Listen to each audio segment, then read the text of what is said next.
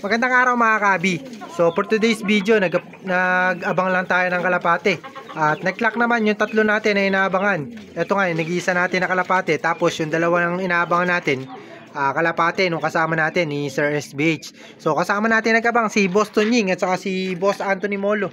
Ayan. So swerte naman dahil nakapag-clock tayo ngayon. Complete clocking tayo ngayon.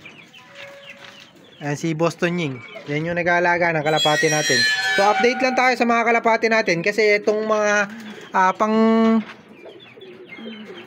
south natin na hindi natuloy. So matutuloy yan ang south ngayon. So bali i-entry natin sila dun sa nag-open race. So medyo maganda naman yung premyo no, kahit papano. At kaya i-entry natin sila dun. Pagkatapos nila ron, kung sakali na makakatapos sila sa karera, sasalin din natin sila sa summer race. So bali dalawang sunod yung race na sasalihan nito, yung mga young bird natin na to. So bali lahat lang ng young bird ang pwede, kaya hindi na natin mahahabol to. So bali na-batcher na nga to ni Boss Tonying. Ito yung dalawang young bird natin. So susubukan natin kung batcher na talaga. At sasabay nga natin na pakawalan dito sa mga young bird natin no? So nagparis-paris na dahil nasa tamang edad na to. Medyo maganda na yung gulang nito o yung edad ng kalapate natin. So paris na to. Saka itong dalawa na yan, paris yan. Saka yun. So ito ata pumaparis din to, yung blue bar na to dun sa kaparis nga ng asawa niya. Ayan. So ito, ewan ko kung ano kaparis na to. Pero mukhang nagka one eye cold yung iba natin na kalapate. Ito, nandito. Ayan o. So yung nasa dulo, mukhang may one eye cold. Saka yung white feather. Asan ba yung white feather? Ito ata may one eye cold. Pero dire-diretso yan. Tuloy na nga yung training nila sa Martes. So yun nga, in-update ko kayo dito sa ating mga young bird. At matutuloy na yung race natin. So medyo magandang abangan na yung mangyayari. At titingnan din natin muna to, yung dalawa na to, kung pwede na nga natin to na ihagis. Ayan, so magmimerienda muna siguro kami dito. At bibili tayo ng merienda para naman makapagmerienda si Boss Anthony Molo sa si Boss Tonying. Ayan. So habang naghihintay tayo ng merienda, vlog muna natin tong kalapate ni Boss Anthony Molo. Ayan o. So ito yung speedbird niya na lahi. So bali mag-ama to. So pinahiram nga sa amin at nilagak dito dahil quitting nga siya sa mga kalapate niya. Bali in-out niya na yung mga kalapate niya. So naubos na yung mga kalapate niya kaya wala na siyang pang-out. So bali itong breeder niya inilagak sa amin kaya kami gumagamit ngayon. So andito nga siya. Ayan o. So pinakita ko sa inyo kanina. Ayan si Sir Anthony Molo. So gagamitin namin para makapagpalabas din kami ng mga speedbird. So ito, multiple pooling winner to, sunod-sunod. Top 3 to sa mga pooling. So dito kasi sa amin mga kabi, pag nag-top 3 ka, napakabilis ng ibon mo dahil napakarami nga na sumasali dito sa pooling. So hindi lang 100, hindi lang 200, hindi lang 300 na sumasali dito. Top 300 nga nananalo dito sa pooling. So ibig sabihin nun, 1,000 yung sumasali, parang derby na. 2,000 hanggang 4,000 yung sumasali sa pooling dito sa amin kasi maganda yung pa-premyo. Pooling pa lang, panalo na.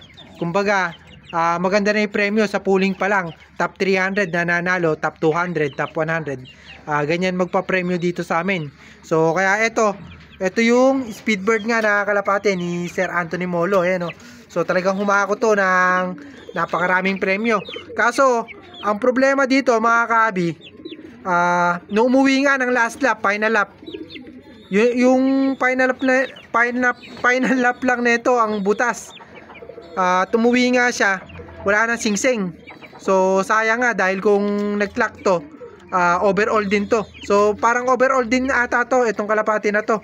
Ang problema lang, nawala nga yung singsing niya nung pag-uwi. So sayang din. Pero okay pa rin kasi nakauwi naman. At ito nga gagamitin natin na breeder. So sana makapagpalabas tayo ng mga speedbird din katulad ni Sir Anthony Molo. Ayan, so pinaris natin dun sa anak nung bali magtatay to. Ayan. So sana makapagpalabas tayo ng katulad nito. Ayan. So alam niyo naman, mahilig tayo sa mga speedbird na kalapate. Yan talaga ang mga pinaparami natin. So in case na makapagpalabas tayo ng talagang mabilis na ibon, pararamihin din natin. Syempre susubukan muna natin kasi ito mag-ama to, so hindi natin alam kung mag-click-click yung pairing nila. So pero sana mag-click naman kasi binibreed na natin sayang naman kung hindi mag-click-click yung pagpapares natin ng kalapate. So dalawang choco yan, mag-ama, gandang kalapate. So bali nanakaw pa pala yung isang young bird neto, yung lahi neto nanakaw kay Sir Anthony Molo. So meron siyang bagong maliit na loop kasi nagtira siya yung mga young bird dito na paalagaan sana. So kinuha niya yun, tapos gumawa siya ng isang maliit lang, parang isang maliit lang na loop. So kasya 6 na kalapate. So dahil ginagawa nga yung bahay nila ngayon doon sa panibagong lupa nga nila na pinagtayuan nga ng kalapatihan, so saktong-sakto naman nanakaw pa yung choco niya. Sayang. So ganyan talaga, napakahirap. So siguro nakita nyo yun nung last video natin, o basta ganito rin, choco rin, ganito halos ang kulay, kaso mas maganda ang kulay nun, mas matingkad ang kulay. Tapos young bird pa, siguro nasa 25 days old. Pero kitang-kita mo na yung kulay, itim yung buntot nun pero choco siya. So kaya rare color, kumbaga senyalado yung kulay nun. Sayang. So update naman tayo dito at sana makapagpalabas din tayo ng speedbird dito. So bali ito mga kabi, aawatin na natin.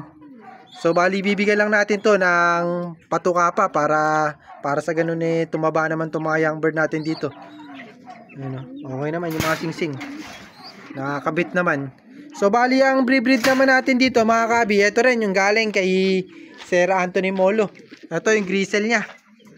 Tapos ipapares natin doon. Nakita nyo naman siguro yung gristle niya, medyo malaki din ang ilong. So bali ipapares natin yan doon sa ating Homer. Ito yung Morris Gordon natin na Homer. Marap ka rito. Ay hindi pala yan. Nasaan na ba yun? Ito pala. Ayan. Magkamukha kasi, magtatay Bali yun yung tatay. Ito yung old school natin na Morris Gordon. Ito yung pinaka foundation natin. So magkamukha sila, kaya nalito ako So bali sa ilong lang sila nagkaiba. Pero sa hugis ng katawan, sa haba ng katawan, parehas lang sila. Sa ilong lang sila nagkaiba dahil ito nga Homer to. Bali nakakross na siya sa Classic Racing Homer, kaya malaki ilong. Ayan. So bali dalawang malaki ilong pagpaparisin natin. Ito hento, malaki din ang ilong nito mga kabi. So sana makapagpalabas tayo ng medyo maganda yung magiging resulta.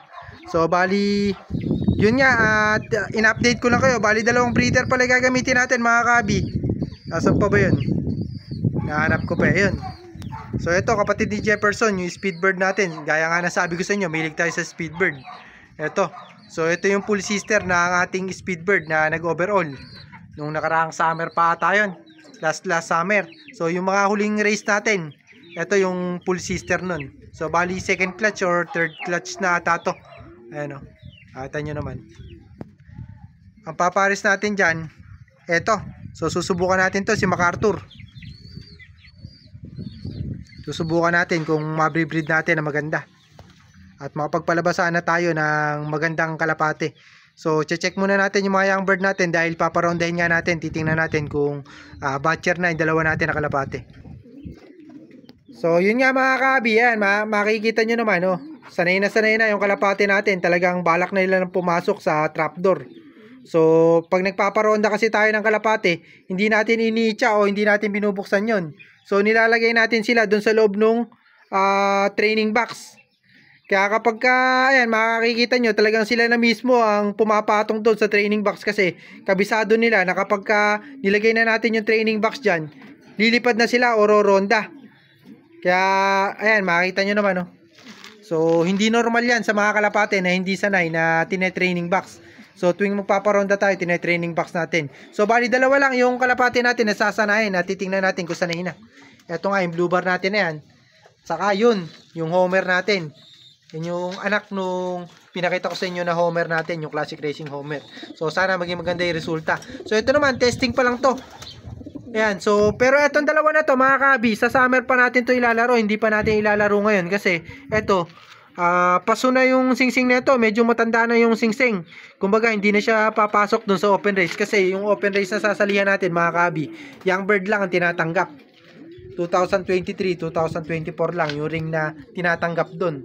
Kaya hindi papasok to sa open race. Ayun, papasok sana kaso masyado pang bata. At ngayon pa nga lang natin sinasanay. So pang summer pa yan, aabot pa sa summer to yung blue bar natin na yan. Ito rin, mga pang summer din natin to eh. So yun nga, dire-diretso na yan. Trainingin na natin. At sa susunod na lang, babalitaan ko kayo kung nasanay nga natin yung mga young bird natin.